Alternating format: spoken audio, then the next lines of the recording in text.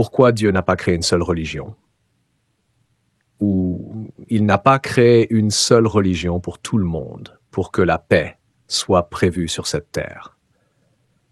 Il le savait, ou il ne le savait jamais, que ce sont les problèmes qui vont être confrontés.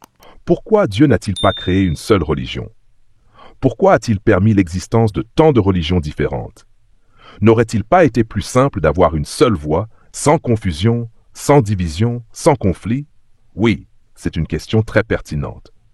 Et si nous ouvrons le Coran, dans le chapitre 3, verset 19, Allah dit « La religion acceptée d'Allah, c'est l'islam. » Mais qu'est-ce que l'islam? L'islam signifie tout simplement la soumission à la volonté de Dieu. Et si vous observez l'histoire, toutes les religions authentiques ont été fondées sur cette même soumission. Car Dieu n'a jamais envoyé des messagers pour prêcher plusieurs religions, mais une seule et unique voie, la soumission à lui seul.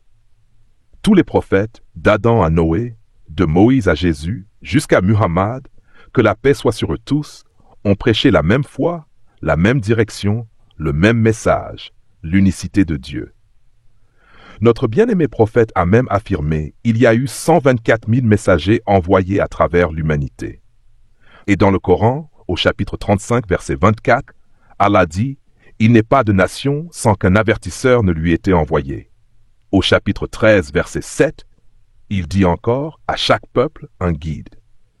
Tous ces messagers n'ont enseigné qu'une chose, soumettez-vous à la volonté du Créateur. C'est cela le message de l'islam.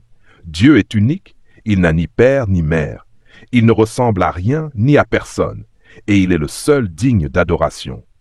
Mais avec le passage du temps, les messages ont été altérés, les écritures modifiées, les enseignements déformés.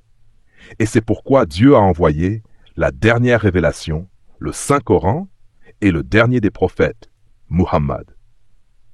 Le Coran, c'est la guidance finale, préservée par Dieu lui-même, comme mentionné dans le chapitre 15, verset 9.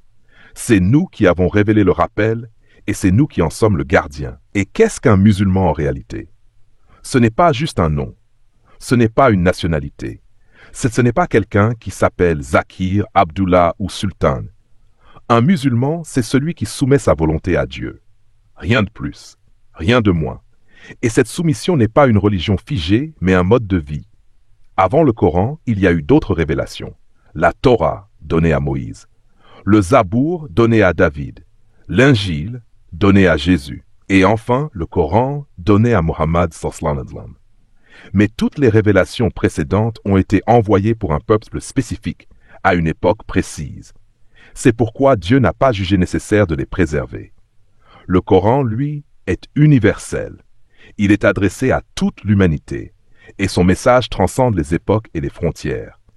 Le prophète Mohammed, lui aussi, n'a pas été envoyé uniquement aux Arabes ou aux musulmans, mais à l'ensemble des hommes et des femmes de cette terre.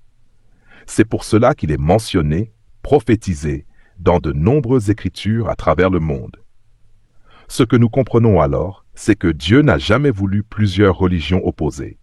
Il a toujours voulu une seule voie, la soumission à lui, l'islam.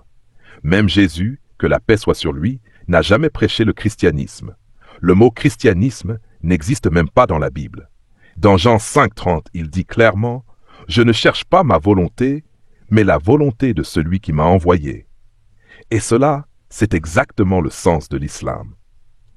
Ce que nous devons faire aujourd'hui, c'est retourner aux sources, revenir à la volonté de Dieu et suivre la voie qu'il a tracée pour nous. C'est cela, le chemin droit. Et j'espère de tout cœur avoir répondu à votre question.